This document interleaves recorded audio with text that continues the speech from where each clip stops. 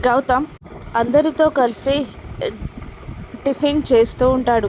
Gautam tiffin తింటూ ఉండగా అర్జున్ ప్రసాద్ గౌతమ్ వైపు అలా చూడగా గౌతమ్ తింటూనే చెప్పడం స్టార్ట్ చేస్తాడు. నేను మీ అందరికీ ఒక విషయం చెప్పాలి అనుకుంటున్నాను అనగానే అందరూ గౌతమ్ వైపు అలా చూస్తూ ఉండిపోతారు.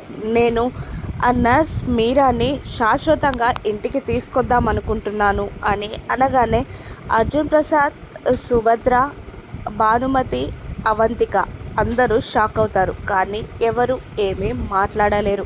గౌతమ్ తన నిర్ణయాన్ని చెప్పి తినడం పూర్తి చేసి అక్కడి నుండి వెళ్ళిపోతాడు. గౌతమ్ వెళ్ళిపోగానే అవంతిక తన మొబైల్ తీసుకొని పక్కకి వెళ్ళిపోతుంది. యామినికి కాల్ చేస్తుంది.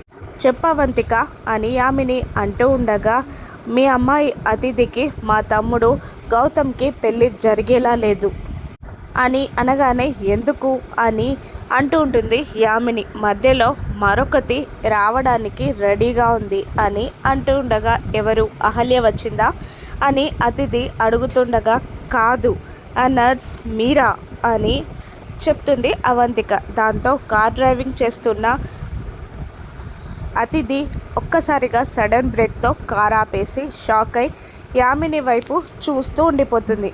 మరోవైపు గౌతమ్ కూడా కారులో బయలుదేరుతాడు. కూరగాయలకి వెళ్ళిన అహల్య రౌడీలు వెంబడపడగా తలపై చీర కొంగుని కప్పుకొని ముసుగు వేసుకొని వాళ్ళ నుండి దూరంగా పరిగెత్తుకుంటూ వస్తుంది. కానీ అహల్య పరిగెత్తడం చూసిన ఒక రౌడీ అహల్య వెనక పరిగెత్తుకుంటూ వచ్చి అహల్యకి అడ్డంగా నిలబడి తనని ఆపేసి ముసుగు తీయవే అని అంటూ ఉంటాడు. అయినా అహల్య ముసుగు తీయకపోయేసరికి బలవంతంగా చీర కొంగుని లాగేస్తాడు. దాంతో ముసుగు పోతుంది.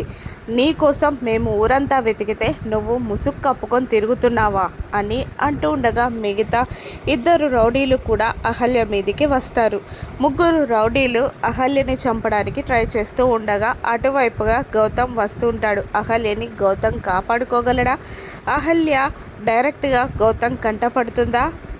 గౌతమ్ అహల్యలు డైరెక్ట్గా ఎదురు పడితే ఏం జరుగుతుంది? అహల్యని గౌతమ్ ఇంటికి తీసుకెళ్తాడా? రాను ఎపిసోడ్స్లో చూద్దాం. Thank you for watching.